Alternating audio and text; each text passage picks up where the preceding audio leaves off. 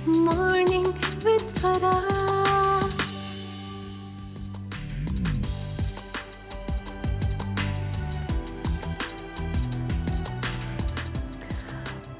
खुश आमदीद, सुबह बखैर, हैव अ ब्लेस्ड मॉर्निंग।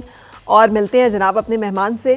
जैसे मैंने आपको एक छोटा सा क्यू तो दिया ही था, मेरे पास तुम हो, उससे आपके जहन में बहुत सारा कुछ आ रहा होगा, लेकिन कुछ और क्यूज़ देती हूँ ताकि आप गेस कर सकें मेरे आज के मेहमान को। खुदा मेरा भी है, फिर उसके साथ साथ एक बड़ी मुश्किल से शादी जो है वो भी इनके साथ जुड़ी हुई है, and so many other serials जिसमें आप इन्हें देख चुके हैं और मुझे यकीन है कि आप इन्हें बहुत पसंद करते हैं, इसलिए कि जिस कैरेक्टर में ये आते हैं वो ज़रा डिफरेंट सा होता है और ये उसको परफॉर्म बहुत अच्छा करते हैं।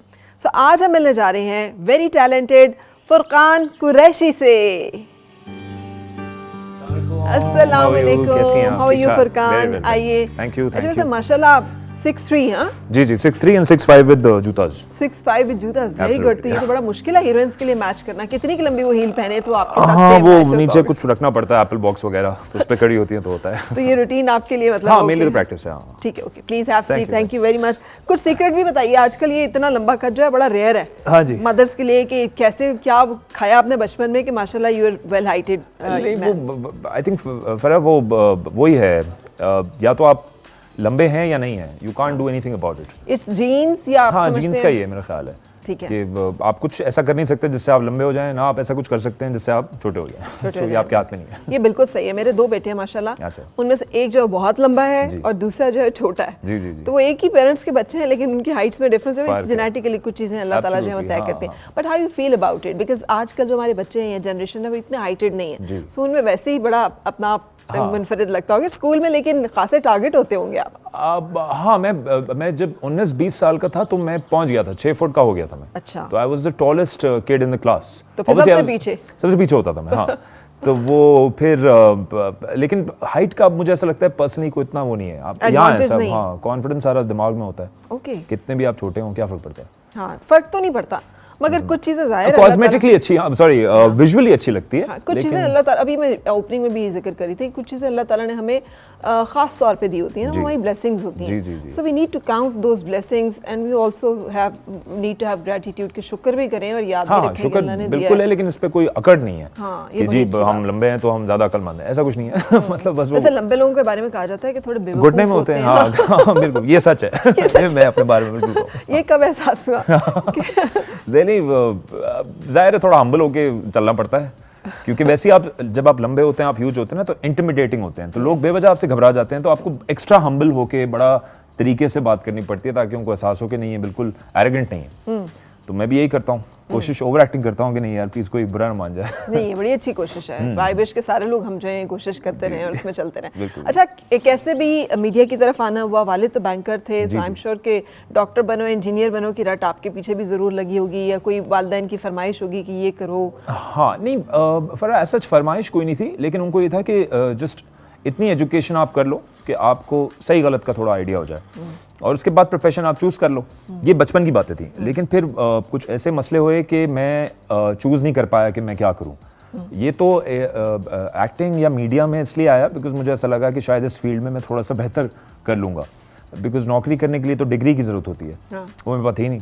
क्या मतलब? नहीं थी नहीं, वो finance, because my dad died early ना, तो Okay, फाइनेंशियली हम बड़े मुश्किल में थे, तो पढ़ाई के लिए तो पैसा चाहिए, तो वो पैसा नहीं था, तो पढ़े कैसे? तो मुझे लगा कि ये ऐसा काम है कि मैं इसमें थोड़ा बहुत बेहतर कर लूँगा। उस ज़माने में डीजे, सॉरी क्या कहते हैं, वीजे का बड़ा कॉन्सेप्ट था। तो वो कोई वीजे खड़े हुए थे टीवी पे, बड़ा अच्छा कोई बजा रहे थे कुछ कि जी the next song will play for you guys. मैंने कहा बोलने का फन तो मेरे पास भी है, मैं भी थोड़ा बोल सकता हूँ। अच्छा। तो मैंने कहा ये कर लेते हैं, लेकिन बदबख्ती ये थी कि चूंकि मेरे खानदान में कोई पेंटर भी नहीं है, आर्ट फॉर्म का कोई ताल्लुक नहीं है, let alone being an actor. So ऐसे ये करने के लिए जाते कहाँ हैं, ये कहाँ होता है, ये कौन सा स्टूडियो, क्या होता है ये?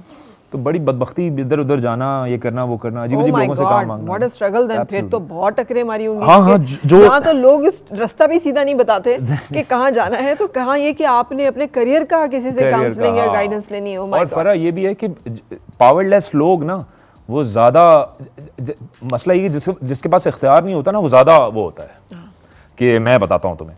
तो मुझे लगता था कि यार ये पावरफुल आदमी है, ये मुझे करवा देगा। उसके हाथ में इख्तियार ही नहीं है बेचारे के, वो मुझे कहाँ से इन कर सकता है, क्या क्या एक्टर दे सकता है मुझे। तो मुझे फिर बाद में समझ आया कि रैंक्स क्या होते हैं, एग्जीक्यूटिव प्रोड्यूसर कौन होता है, प्रोड्यूसर क्या होता है, प्रोडक्शन हाउस क्या होता है। फिर मुझे समझ आया कि अच्छा ये काम दे सकता है, इसके बाद अथॉरिटी है। तो फिर मैं उनसे गया, मिला, ऑडिशंस दिए बहुत सारे, फिर काम मिलने लगा, फिर आसान हो गई जिंदगी। अच्छा, लेकिन ये जो स्ट्रगल का टाइम था, जी, जी। मैं बहुत इंस्पायर होती हूँ ऐसे लोगों से, जी, जी, जी। जो कि जिन्हें प्लेट में रख के, चम्मच में रख के नहीं कुछ मिला हुआ ना, कि अब्बा एक्टर थे या अब्बा जो है वो डायरेक्टर थे, तो वो बस एक कॉल की देर है कि यार वो मेरा बेटा है ना, तो आ जाए, जी जी आ जाए आप, तो और आपके लिए हीरो का रोल भी डायरेक्ट है और बेहतरीन कास्ट भी है और बेहतरीन बजट भी आपको मिल रहा है, no difficulties and no issues at all, but the people like you have struggled and make their way. तो ये एक बड़ी बात है। जी नहीं, हाँ आप बिल्कुल सही कह रही हैं, लेकिन चूंकि हमारी फील्ड ऐसी है, ऑडियंस की फील्ड है ना फरा, आप कितने भी बड़े नाम हो, अगर आप खुद पहला ड्रामा आपको शायद, या पहला आपको प्ले या पहली फिल्म आपको विद कांटेक्ट मिल जाए, सोर्स से मिल जाए, दूसरी नहीं मिलेगी अगर आप अच्छे नहीं हैं, आप नहीं चलेंगे, ऑडियंस एक्सेप्ट ही नहीं करेगी, आप फिर जो भी हो भले। तो बहुत सारे ऐसे भी हैं लोग जिनके बच्चे नहीं चल सके, जो नहीं काम कर सके, लेकिन मेरा ऐसा ख्याल है कि आपके अंदर खुद स्किल होना चाहिए, तो आप चल जाते हैं इवेंचुअली कर। अच्छा, ये कब पता चला था कि मेरे अंदर बोलने का फन है, और ये कॉन्फिडेंस कब आया कि नहीं मैं कैमरा भी फेस कर सकता हूँ? क्योंकि बहुत सारे लोग तो फोबिया होता है उन्हें, स्टेज फियर होता है, या फिर लोगों को फेस नहीं कर सकते, कैमरा नहीं फेस कर सकते। जी, विद टाइम मेरा ख्याल है। अच्छा, बोलता तो मैं ऐसे ही था, लेकिन मेरा रैपर बहुत अंडरग्रूम्ड था, मैं बहुत स्किनी था और मैं छोटा था। ऑब्वियसली आप जब यंग लड़के 19-20 साल के कैसे अजीब से होते हैं ना, अंडरग्रूम्ड होते हैं, बच्चे होते हैं, तो मैं भी अजीब सा था।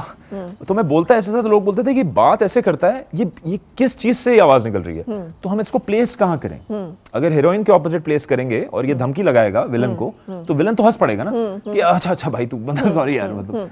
तो मैंने कहा यार ये क्या करें, ये क्या मसला है, काम क्यों नहीं मिल रहा मुझे? 6 साल फरा मैं ऐसी कशमकश में लगा रहा कि प्रॉब्लम क्या है। फिर मुझे एक बहुत बड़े, अब तो खैर एक्टिंग हर प्ले में होते हैं, मोहम्मद अहमद नाम है उनका, उन्होंने मुझे कहा कि ये रैपर की फील्ड है, ये ऑडियो रेडियो थोड़ी कर रहे हैं, आपके आवाज से मोहब्बत हो जाएगी, you have to look the part, आप दिखें तो सही वैसे। मैंने कहा अच्छा, तो फिर मैं जिम गया, एक्सरसाइज की, बाल सही किए, थोड़ा बेहतर हुआ कंपैरेटिवली, और फिर उसी पर्सनैलिटी पे मुझे काम मिलने लगा।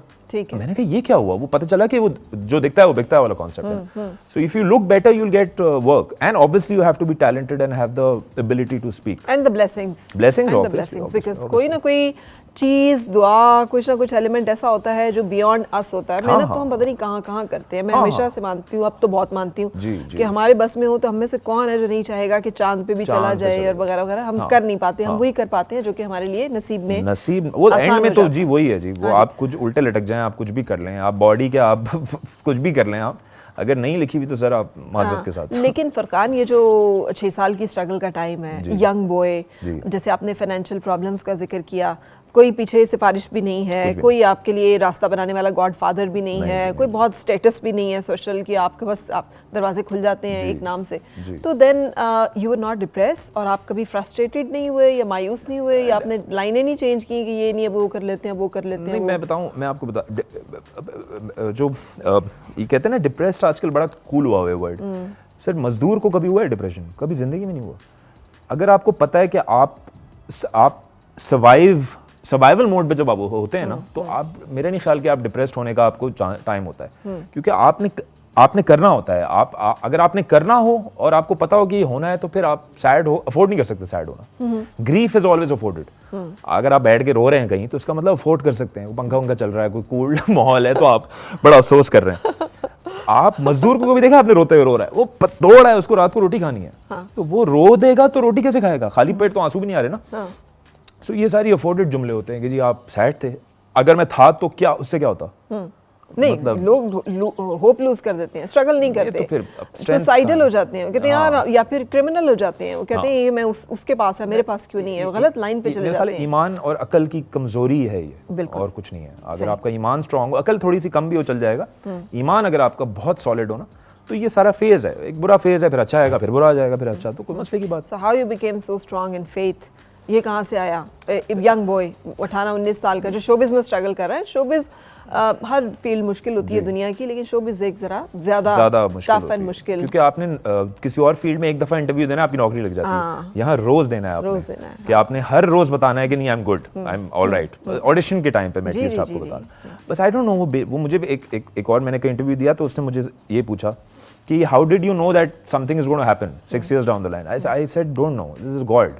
मुझे नहीं पता कि ये क्या था, किस चीज़ ने मुझे रोक के लेकिन रखा। क्या ये कोई अम्मी की कोई नसीहतें थी, कोई कारी साहब की पढ़ाई थी? What was it जिसने आपके ईमान को स्ट्रॉन्ग किया है? हाँ। आप मतलब कमज़ोर नहीं पड़े हैं? I think my father's training उनको ये था कि हमेशा स्ट्रॉन्ग रहो, हेड फास्ट रहो, और कोई मसले की बात नहीं, जैसे अच्छे दिन नहीं रहते वैसे बुरे भी नहीं रहते, जैसे बुरे दिन नहीं रहते वैसे अच्छे भी नहीं रहते। तो लाइफ है, इसको इतना सीरियसली ना लो, कुछ नहीं होता, परेशानी है, फिर सही हो जाएगी, फिर जब सही होगी तो फिर परेशानी हो।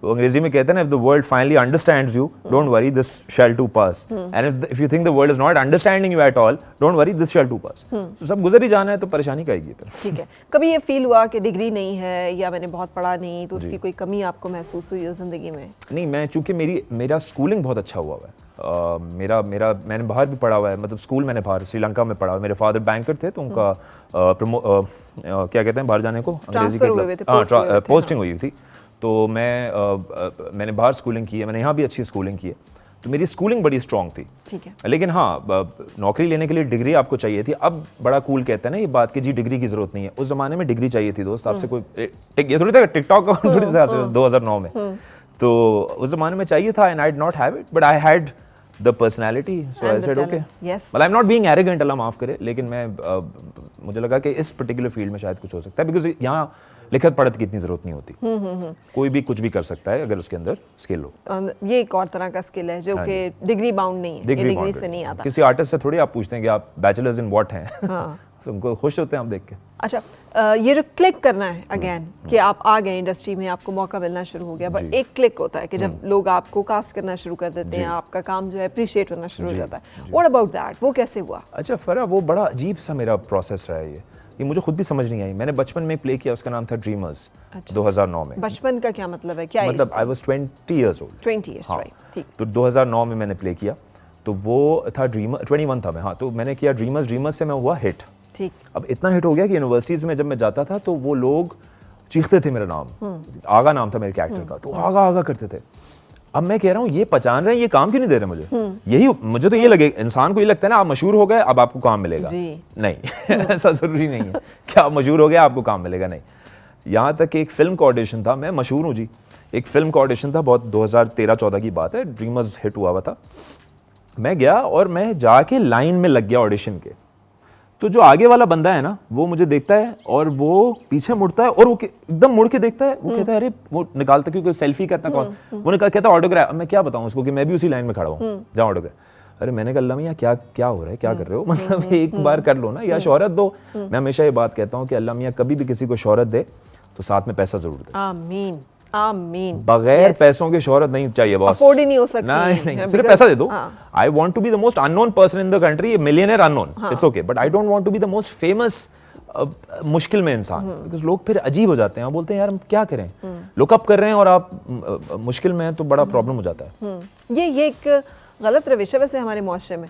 मुझे इससे हमेशा शेख सादी याद आ जाते हैं ना, कि फटे पुराने कपड़े हैं लेकिन अपने वक्त के इतने बड़े शेख सादी हैं, उनको दावत पे इनवाइट किया गया है, तो वो दरबान जो है वो उस फटे पुराने कपड़ों वाले शख्स को तो गुजरने ही नहीं देते। वो कहते हैं यार तुम यहाँ क्या कर रहे हो, तुम्हारे यहाँ क्या काम है? तो वापस जाते हैं, पोशाक तब्दील करके आते हैं, फिर उनके लिए आओ भगत होती है, सारे उनको बिठाया जाता है, तवाज़ो की जाती है, तो कपड़े भिगोना शुरू कर देते हैं कि यार, तो लोग कहते हैं ये अब क्या कर रहे हैं, तो कहते हैं मुझे थोड़ी तुम वो कर रहे हो इस्तकबाल या मदारत, तुम तो इस स्टेटस का इस तमाम, तो फिर इन्हीं की दावत है, इन्हीं की मदारत, इनको खिला दो, इनको खिला दो। लेकिन हमारे यहाँ unfortunately we have lost these values, जो कि नहीं होना चाहिए। कि हमें अगर पता हो कि एक बंदा जो है वो उसकी हलाल की कमाई है और वो एक स्ट्रगलर है, उसके पास बैक से कोई बहुत इनहेरिटेंस नहीं आ रही है, बहुत ज़्यादा जायदादें नहीं है जो कि उसने उल्टे सीधे उससे बनाई हुई हैं, तो फिर एक जनरेशन का काम है, फर्स्ट जनरेशन है जो कि स्ट्रगल कर रही है, तो फिर एक्सेप्टेंस होनी चाहिए। लेकिन sadly this is how the world works. Yes, या आप सिस्टम को बदल जाएं या खुद को बदल लें। ठीक है, तो फिर आपने खुद को बदल लें, आप सिस्टम को आप नहीं बदल सकते। अच्छा फुरकान, ये भी बड़ी सोशल इंटेलिजेंस की बात है। What you are talking about is another kind of intelligence which is called social intelligence. Intelligence, which is very important, क्योंकि आज कहते हैं कि ये जो दौर है इसमें वही बंदा सर्वाइव करेगा जो सोशली इंटेलिजेंस होगा, जो लोगों को कनेक्ट करना, उनसे उनके साथ एक जैसे कहना एक कनेक्शन में आना, एंड देन जैसे आप फिल्म की अपनी कहानी सुना रहे थे, जी जी जी जी जी, तो हम भी जानना चाहेंगे फिर कैसे फाइनली सारा कुछ आगे हुआ, एंड ये सोशल इंटेलिजेंस ये कहाँ से सीखी? हाँ, नहीं वो फिल्म तो खैर नहीं मिली, लेकिन हाँ उस ऑडिशन के बावजूद नहीं मिली। हाँ, नहीं वो किस्मत अच्छी हुई थी कि अंदर एक साहब खड़े हुए थे जो मुझे जानते थे, ठीक, तो उन्होंने इशारा किया, उन्होंने कहा अंदर आ जाओ। मैंने कहा अल्लाह का शुक्र मैं अंदर आ गया। अंदर आया, मैंने ऑडिशन दिया, तो इतना बुरा हो चुका था ना बाहर सिस्टम कि मैंने बहुत बुरा सा ऑडिशन दिया और वो नहीं हुई फिल्म। लेकिन फिर उसके बाद मैंने हिसाब लगाया कि फिर मुझे काम मिलने लगा। बड़ी इंटरेस्टिंग स्टोरी है। मैं चूंकि बहुत पतला था, I was 53 kgs at my height. 6'3" and 53 kgs is like a skeleton. God, yes. वो मैं आप मुझे इशारा करेंगी ना मुक्के का तो मैं गिर जाऊंगा, इतना पतला। तो मैं बोलता था कि मुझे अगेन काम क्यों नहीं मिल रहा। अब मुझे लोग कहें कि आप जिम जाएं, वर्कआउट करें, अंडे खा ले, आलू खा ले, कहाँ से खा लूँ? तुम दे दो पैसे, मैं अल्लाह की कसम खा लूंगा। तो वो बेकार। डाइट गेन, वेट गेन करना, लूज करना requires money, very simple. Everything requires money. या हम अच्छी अच्छी मीठी बातें करें, ऐसी चल रहा है तो बड़ा मजा आ रहा है। यही चीज़ अगर हम बाहर जाके करेंगे नफरत आएगी एक दूसरे से। जी बिल्कुल ऐसे। तो पॉइंट ये है कि तो मैं So I was skinny. So I said क्यों काम बस एक काम मिल जाए ना तो कि इस काम से मैं वेट गेन कर लूँगा। तो मैं ऑडिशन देता रहता था। एक जगह पे मैं ऑडिशन दिया, बड़ा अब वो सैड भी होता है ना, इंसान तो दिल से निकलता है ऑडिशन। तो ऑडिशन दिया मैंने, मैं आया, आगे बैठ गया, मैं फ़ोन आया जी आप आ जाएं। अच्छा मुझे फ़रा उस टाइम पे ना छोटे कैरेक्टर्स मिलते थे ना, 2 दिन का काम, 3 दिन का काम, 2 पैंटें ले आओ, 4 पैंटें ले आओ। तो हम चले गए, एक चैनल है हम टीवी है, मैं बोल देता हूँ, हम टीवी का दफ्तर हम गए। मैं गया, मैं जाके बैठ गया। अब वो स्टोरी सुना रहा है, वो कह रहा है जी कहानी है ज़ीशान की। अच्छा मुझे ये आदत होती थी कि जब भी कोई बोले ना कहानी अली की, तो मैं कहता था अली की कहानी है, मैं कब आऊँगा? आएगा कोई एक अजीब सा कोई अहमद आएगा बीच में, और अहमद जो है अगले दिन एक्सीडेंट ट्रक के नीचे आके मर जाएगा। सही है ना? अब मैं सुनता ही नहीं था क्योंकि मैं इतना आवाज़ार आ गया था। अब वो सुना रहा है कहानी ज़ीशान की। तो कह रहा है जी कहानी ज़ीशान की है, ज़ीशान ही करता है। मैंने कहा यार दूसरा नाम कोई आए तो मैं फोकस करूँ ना। मैं सोच रहा हूँ अजीब अजीब बातें सोच रहा हूँ। करते करते वो उसने एंड में कहानी खत्म कर दी। कह रहा जी एंड में ज़ीशान मर जाएगा। मैंने कहा अच्छा। मैंने कहा नहीं मेरे कोई कैरेक्टर है उसका नाम क्या था? कह रहा है भाई आप ही तो ज़ीशान हो। मैंने कहा अच्छा सॉरी यार, फिर एक बार फिर रिवाइज करते हैं। सुनी ना पहली बार। मैंने कहा फिर रिवाइज करते हैं। फिर उसने पूरी वो प्लीडिंग कैरेक्टर था, and that was a cancer patient, and the guy had to be skinny because obviously cancer है ना, आप वेट लूज कर रहे हैं, आप कीमोथेरेपी करवा रहे हैं। वो मुझे कैरेक्टर मिला। वहाँ से जो मैंने पैसे मिले, तो लोग जनरली बॉयज़ क्या करते थे ज़माने में कि फ़ोन मिले तो यार I should buy new pair of pants and shoes and phones and what not. हमने क्या खरीदा? मिक्सर ग्राइंडर, वेट गेनर, केले, दूध के कार्टन के वेट पुट ऑन हो, सेल्फ इन्वेस्टमेंट थी ना। तो उससे जब मैंने खाया, ड्रामे में ये हो रहा है कि लड़का जो है वो पतला है और वो और पतला होकर मर जाएगा, और जिंदगी में मैं मोटा हो रहा हूँ। तो ड्रामे में एंड एपिसोड में जब कैंसर 4th स्टेज पहुंच गया, हमने जान पकड़ ली। और वो डायरेक्टर मुझे बोले कि क्या कर रहा है तू? मैं क्या बताऊं कि मेरी जिंदगी में खुशहाली आएगी, यहाँ मैं मर रहा हूँ, वहां मैं खुश हो रहा हूँ, मैं वेट पुट ऑन, मुंह फूल रहा है, चीजें हो रही है, खुश लेटे हैं आप, मरते। तो उसके बाद से फिर कॉल आने लगी बहुत सारे, फिर काम करते करते। Great, amazing. सो मुझे हमेशा बड़ी खुशी होती है स्ट्रगलर्स से मिलके, and you are one of those people जिनके ऊपर हमें फ़ख्र महसूस होता है कि यार हमारे बच्चे, हमारी सोसाइटी में यंगस्टर्स हैं, वो अपना रास्ता कैसे बनाते हैं स्मार्टली। फुरकान से बहुत सारी और बातें होंगी और कुछ बातें एस्ट्रोलॉजी के हवाले से होंगी, लेकिन इस वक्त एक ब्रेक का वक्त है। Morning with Farah.